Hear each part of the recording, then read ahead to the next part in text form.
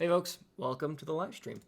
Today, I don't have my cell phone with me, so you guys are going to have to message me comments, or rather questions you have directly in TradingView. So if you want to ask me something, just message Dad Shark on TradingView and I will, get a notification up here and I'll do that. But I won't be able to read the comments today in the actual chat, so do bear with me while I struggle through understanding what you want me to do. Good news is, though, Guitar is here today, and Bitcoin is going sideways, which allows us to do plenty of fun speculation. Right. Now, let's zoom this in a bit more so I can actually talk about what I want to do.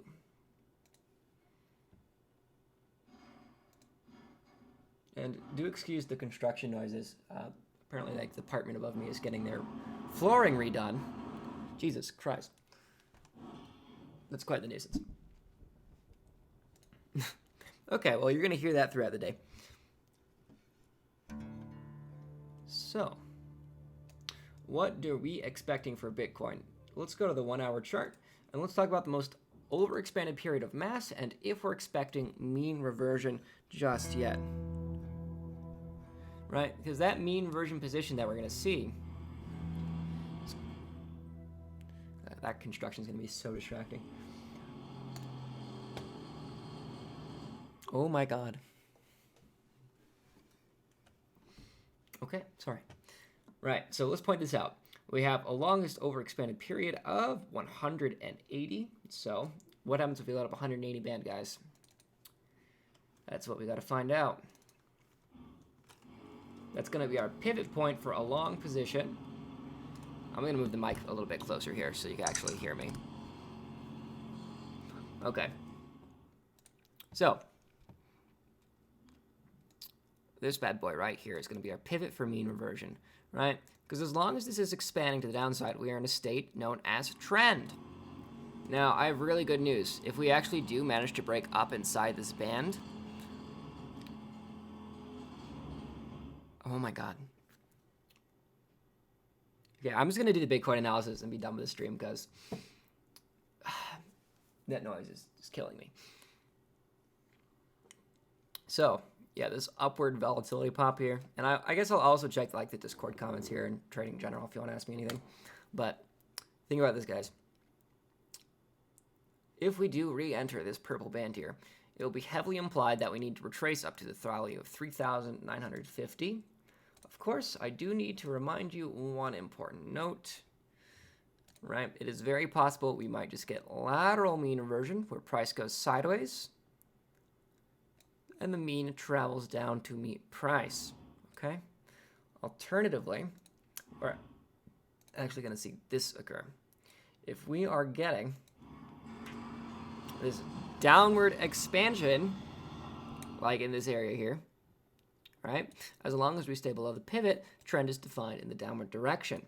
So what that means is, as long as we are below the bottom edge of this band right here, we are going to see, you guessed it, continuous sustained trending down to our longer term benchmark of the weekly 200 moving average, right? And I did switch this back over to 180, so let's put it back to 200 so we just get a good perspective of where we actually would need to drop to.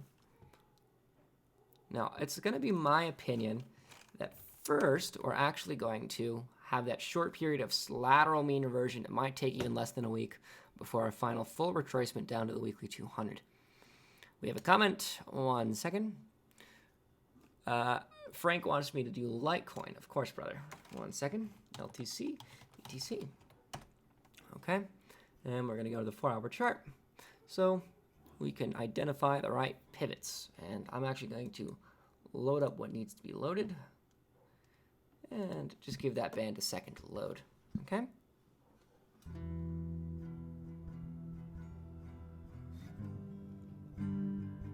Okay, that's not sure what I want it to.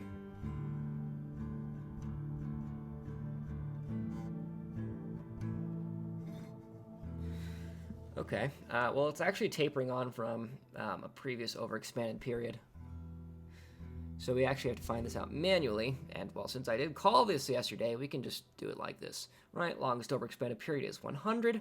So let's just change this to a 100 period band. All right. Awesome. So this is a really good position, at least now, because the profit ratio is there. And it's very unlikely that you just trade laterally directly on top of a mean for an extended period of time. So if we do break below this moving average, you should be in a short position. If we break up, well, then you're being a long position to the top edge of the band, right? I have really good news, guys. You can send longs and shorts from the mean, and then once you reach the bottom edge and the top edge of the band, you can do shorts from the top and longs from the bottom, right? So I'm probably going to call this at least a few more times this week because this is just so convenient as far as actual risk management goes. And everybody loves good risk management, so I'm happy to say this is still on my radar. I actually called this yesterday. Positions in this area are going to be very beneficial to you, at least with proper risk management, right? Just wait for the actual break from the MA to probably enter any of your positions. And that'll be your best bet scenario.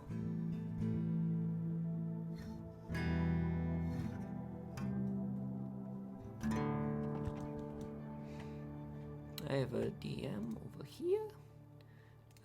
TRX USD. Absolutely. TRX USDT. All right, I'm really not going to recommend using the USD pairing, but here we are. You asked for it, so I'll do it.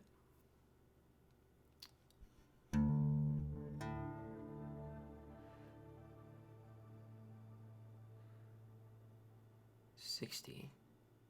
Cool. Yeah, let's go to the 1 hour. See how that treats us, okay?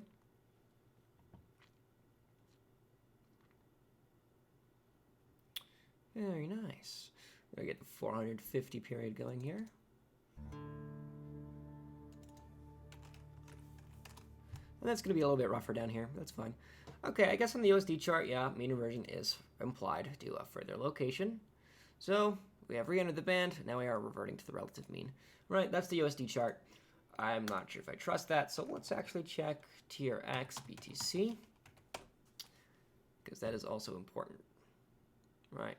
I'm going to go to the 4 hours so we get a better reading on this.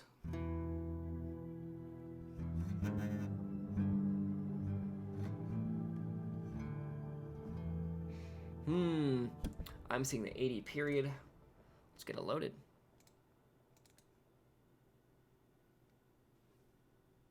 Most recent move is expanded to the 80 period, so... Oh yeah, this is a bearish chart as well.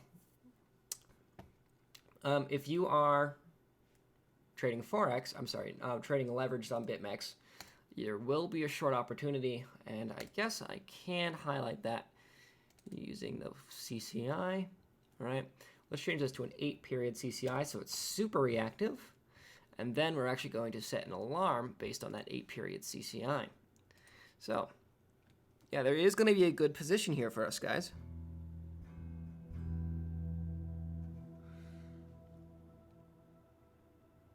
TRX, crossing, nope, not right. I want CCI, plot 1, crossing up, or crossing down, excuse me, the 100 value.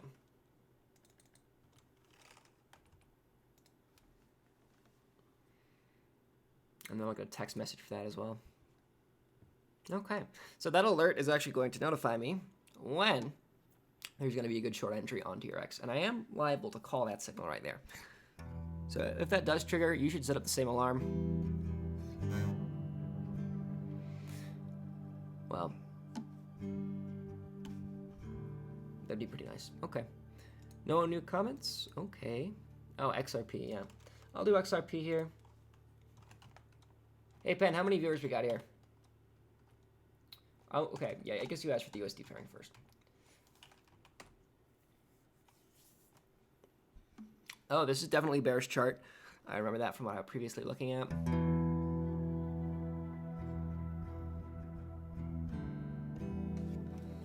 Yeah, this is a bearish chart. All right, we did have our downward break. Let's find our period. There's new upward expansion and see if we're at least expecting short-term mean reversion. So it looks like I got a 35 period there. Let's go to the 1 hour chart so we get a better reading.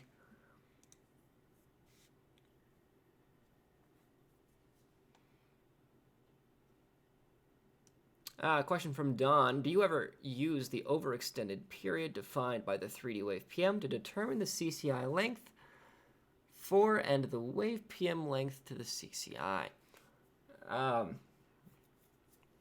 You know, admittedly, I do find CCI to be redundant information. There's nothing you can't use, at least for my base strategy. There isn't anything you can't do with the Bollinger Band that the CCI doesn't already offer. Or rather, there's nothing you can't do with a CCI that a Bollinger Band doesn't already offer, right? The reason I use a CCI is simply for the sake of chart clarity. As far as your question goes of how would I actually, or rather, would I change my wave or my CCI periods based on a wave PM reading? Yeah, it's definitely a given, because it would be just the same thing as a lateral representation of one of the bands. And, well, as you know, I like to keep my charts very clean, so redundant information isn't really going to go over well with me. With that in mind, okay, yeah, actually, I do need to set up this period. That's a very good question. That's a great question. In my video series, I actually go through the similarities of wave PM and CCI a little bit more in depth, especially for that base indicator. So there is a direct correlation between Bollinger Bands and the CCI, and there's a reason the CCI was made as it was, with the 1.25 standard deviation listed as it is. What period did I say? 300? Okay. This is still technically aligned for decay. I am a little concerned about this bad boy right here. Okay. Okay, let's talk about short entries, right? Because we're getting a new expansion going here. And with new expansions, well,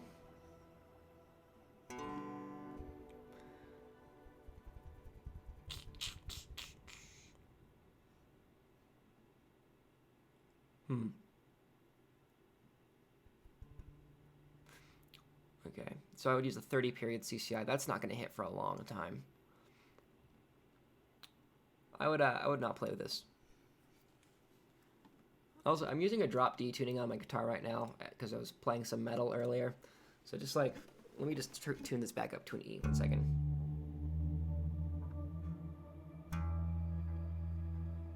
Okay, that's what I wanted. I mean, yeah, the drop D was great for chugging away, but not for actually just like playing nice melodic music.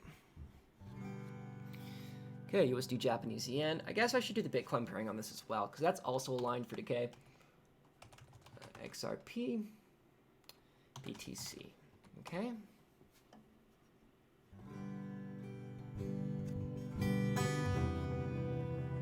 This is actually not as bearish as the other chart, which is interesting. We did break the relevant moving average from the previous upward expansion, so, and we did define the support pretty nicely here on a few live streams ago. So we'll do the 120 period. Okay.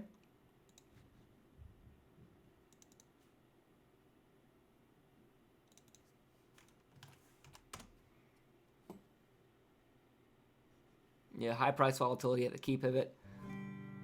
I guess that's pretty expected.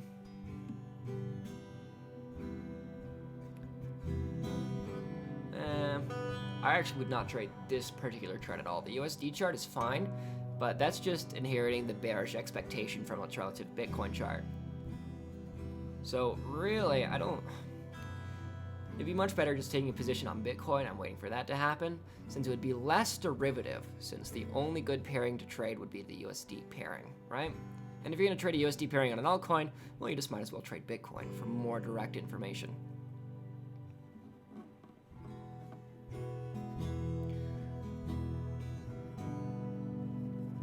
Yeah, that's what I got to say about this chart, guys.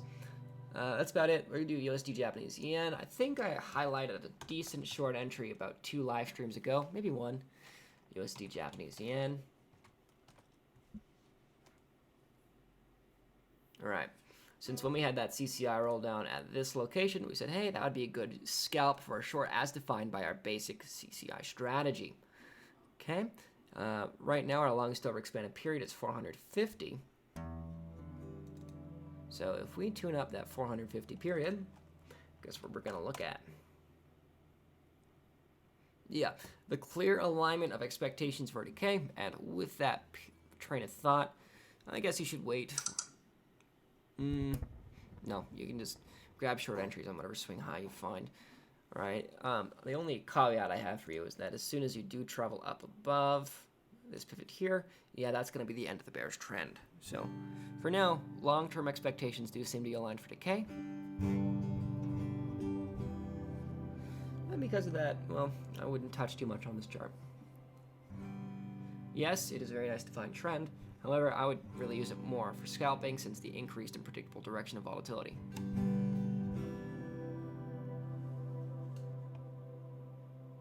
Okay, well, I'm happy with that. I'm not seeing any new comments. USD Japanese yen is kind of sad. I guess we can check something on the 15-minute chart. See if there's anything special we can get down here.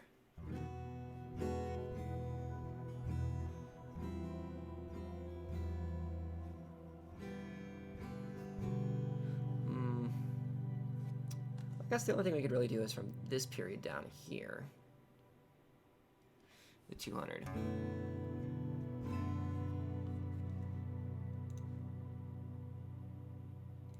And if we just switch this back to a 200 band, well, that'll be fine. Right? 200.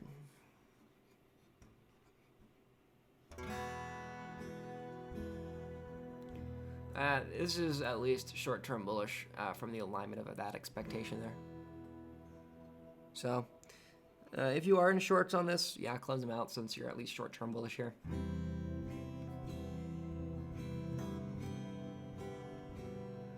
Other than that, I really wouldn't trade this pair much right now, at least not from what I like to trade. And that makes it hard for me to give a decent opinion.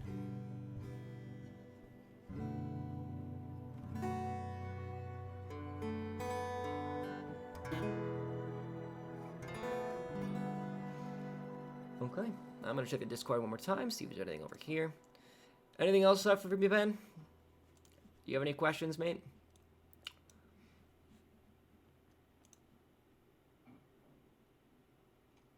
I've got some work to do today. I've got some formatting things I want to change. This pair looks a little bit more bullish. At least in the short term. You got a lot of compression here. Some nice expansion to the upside. I'd keep your eye on this one, folks. Oh yeah, I gotta do Ethereum. You guys are really curious about the USD pairings today, aren't you? Well, I'm gonna do Bitcoin first. A lot of short-term compression today, folks. Yeah, as soon as our relevant pivot, right here, our 200 period, that's nice. It's 220. I'm just gonna use the 200 because why not? As soon as this pivot was broken, we expected reversion to its relative mean, right? So I should have really clarified this, that when this pivot broke, you could have taken a short entry. And that's exactly what I did for my newest call on Litecoin, right? Identifying the pivot for swapping your position around. So this is definitely a bearish chart on the Bitcoin pairing, and that means, well, the USD pairing is already Bitcoin or bearish as well. So both of these are really bearish. There's only one short-term short entry here, and it's right there. It's still rating as an 8-period CCI. 1 second.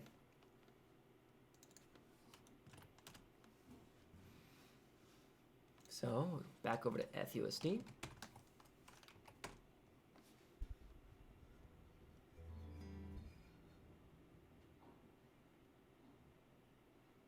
Okay.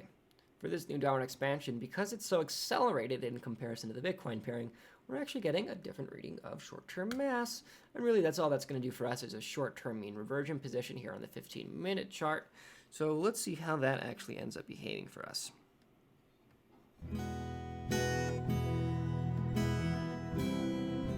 Okay, let's do a overexpanded. I need to go to a higher time frame.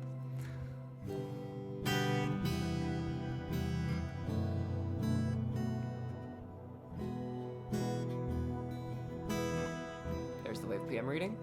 Looking at 200 down here as well. That's very convenient.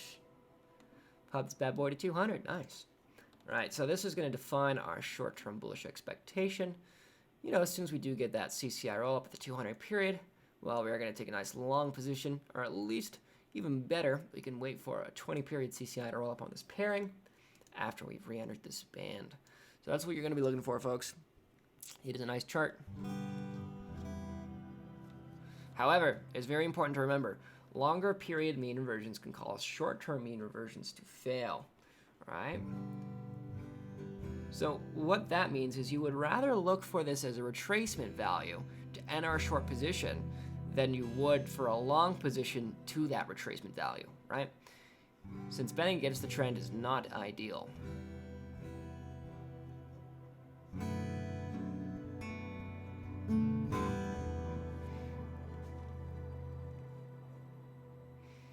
It's really tight wave PM readings here, though. That's pretty odd that you see such a large gap here, where you have this huge overexpansion on the longer periods, but since everything is just moving sideways, you get that really nice compression in the shorter periods, right? So that really implies that all the way up to the 60 period, and this is going to be a little bit more experimental, right? If we load up a 60 period band, guess what's going to happen?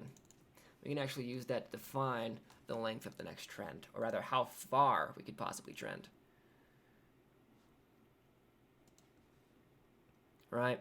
So the edge of the 60 band is likely going to be our resistance for the next upward expansion, because it's very difficult to cause compressing periods to expand. So trend as defined by the 60, because it's sufficiently compressed, would at least make relative intuitive sense, right? That's not really tradable information. Not yet. Not until the trend actually breaks out.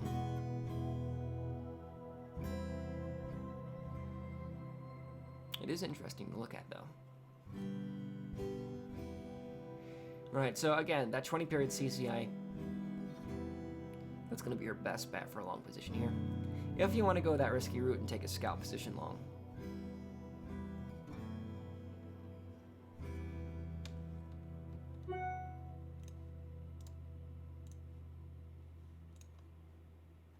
Could have sworn I had a Discord notification. Okay.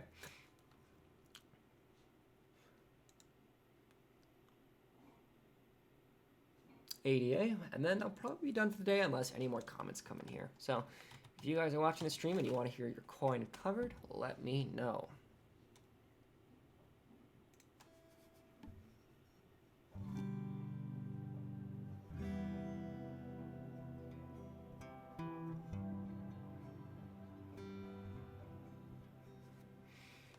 Not much to define a trend here, since our longest overexpanded period is actually already sufficiently compressed. Well, that doesn't make for very good trading. At least our defined trend is a little goof. So we can just switch back to standard quad CCI signals, right? For trend identification. And if we're doing basic quad CCI trend identification trading, well, then you have a decent long position with this CCI roll-up. Because you have positively weighted mean period volatility, you don't have that much significant mass on anything. Yeah, if you want to take a scalp long position here, there is one major caveat for the stop loss. You're going to have to put it either really tight or really soft. And then as far as that long position you can go, so you can probably go up to the previous local high quite successfully. Now, the thing with trend identification strategies is, yeah, when you do get those CCI rolls, some of them are going to fail. It is possible we might pop down and then roll up here. That's also another possibility. Okay, and Bitcoin's break is really going to define that kind of move.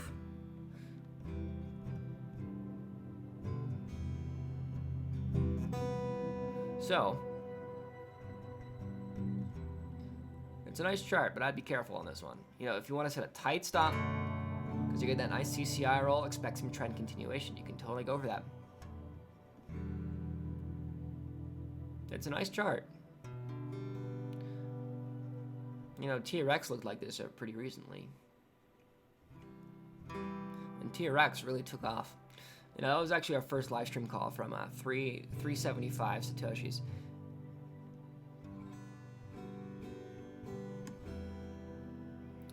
From Don says, can you further explain the difference in the 14 and 20 period CCI?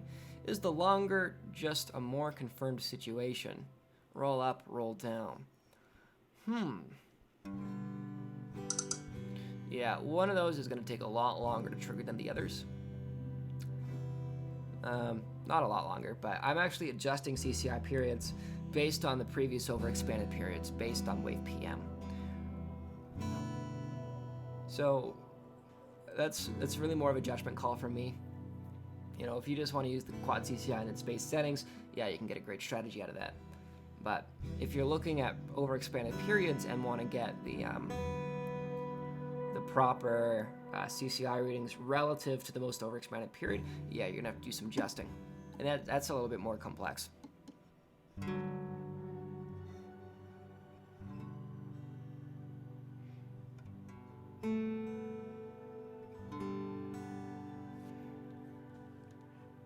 No final comments. All right, guys. We have been live for an hour and a half. I'm happy with that live stream. It has been a pleasure, and I'll talk to you all later. Have a wonderful day, folks.